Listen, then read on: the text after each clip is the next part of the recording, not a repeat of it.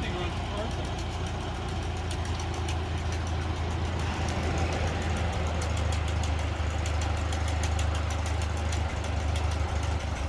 My phone died. So this is a little explanation about how I got my Ford 2N running. I bought it from a kid in my state. He had acquired it or bought it from some older gentleman who had it sitting in the woods for 8 to 10 years was the estimate. And the kid never ended up working on it, getting it running. All he knew was that the coil tested bad. So that was pretty much the only information I had going into this. When I went and looked at it, the kid turned over the engine for us with the starter. It was missing some of the electrical components, but he just hooked up a jump pack to the starter and it turned over. So I knew that was good. I knew the engine turned over. I wasn't really too concerned about the rest, but I'm going to quickly go over the four different components here of what I was doing basically. So, like I said, I knew the starter turned over, and for compression, I was just pretty much hoping that the compression was good. But I changed out all the fluids the whole way through the tractor. Um, when I did that, I left all the cases open to drain out, and then I filled them up with a good bit of kerosene. That way, if there was any sludge in the bottom of it, it would kind of dissolve it and help flush that out before I filled it back up. And the engine, when I refilled that, I put a quart of mystery oil in it before I added the regular engine oil. And that pretty much covers compression. I wasn't going through checking the rings or nothing.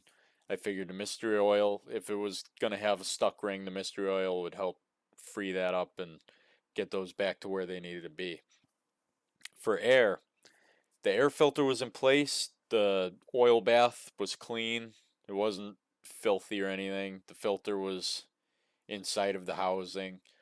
The only thing that was really missing for that was it wasn't even missing. The rubber hose was pretty well dried up and brittle that connects the air cleaner to the carburetor.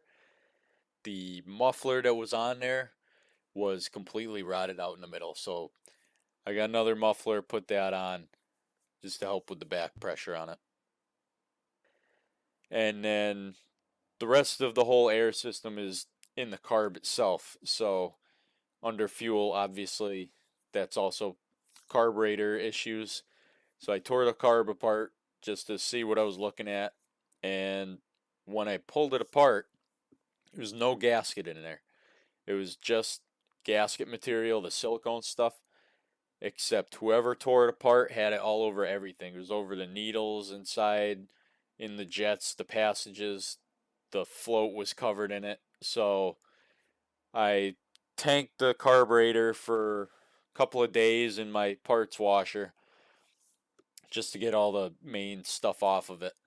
And then after that, I went and bathed it in some kerosene, started scrubbing the silicone away.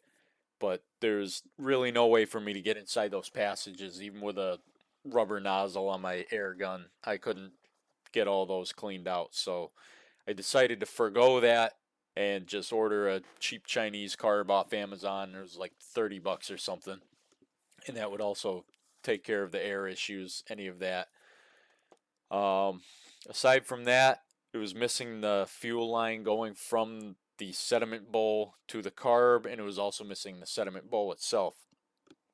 So I ordered both of those also from Amazon.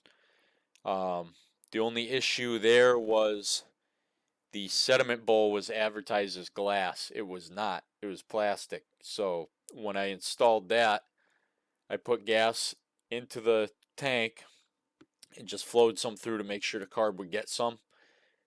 And it was fine for less than 24 hours before that plastic sediment bowl had decided to get a crack in it.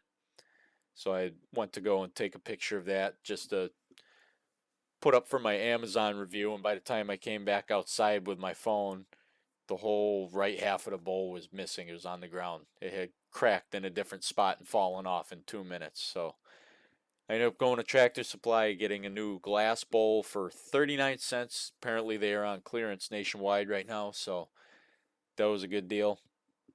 And then I didn't bother tuning any of it. I left the carb the way it was from Amazon, and then onto Spark.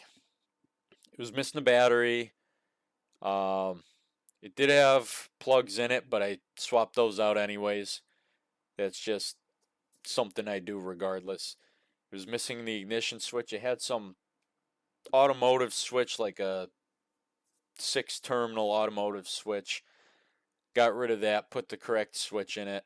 Um, it was missing some of the wiring, so I redid the entire thing from scratch and I put in the resistor. There was a resistor in there, but it was completely rotted out, so there was no way to do anything.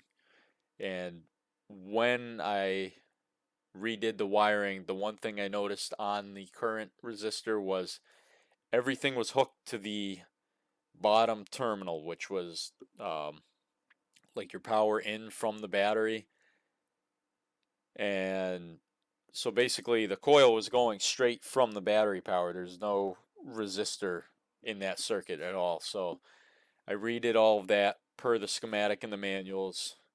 Um, and then, like I said, the previous owner diagnosed the coil as bad, so I bought that right at the beginning just to get that out of the way. I replaced the coil.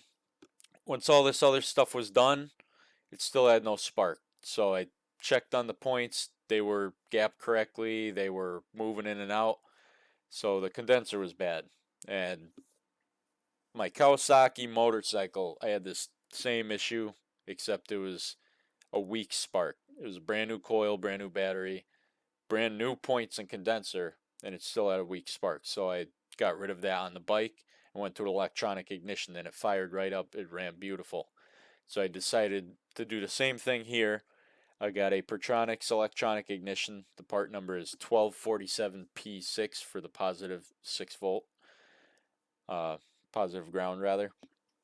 And going along with that, you could get a new coil from them.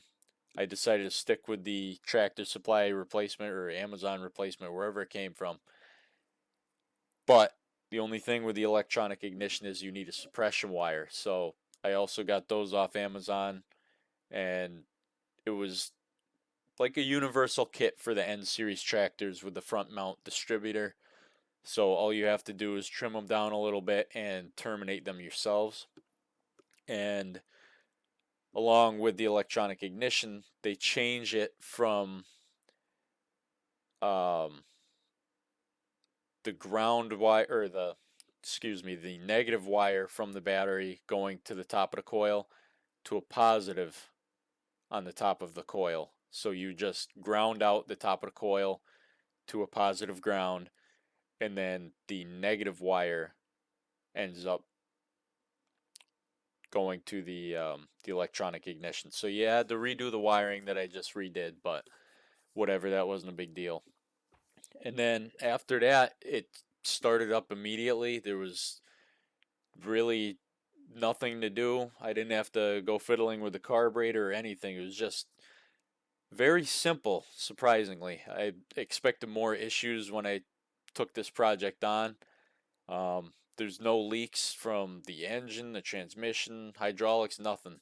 Everything all holds fluid. The only issue is the back tire is obviously shredded when I bought this thing. So I'm getting a used tire on it, new rim, new tube, and the used tire will fix that issue. And then one of the front tubes doesn't hold air very well. It leaks out after a couple of days, so I'm just going to slime that. But hopefully this will help you guys figure out how I ran through this all in my head to figure out what I needed, how I wanted to go about this. But it was a very simple project. I was very happy with the way it turned out. All it needs now is some body work, and guess it's playtime with it.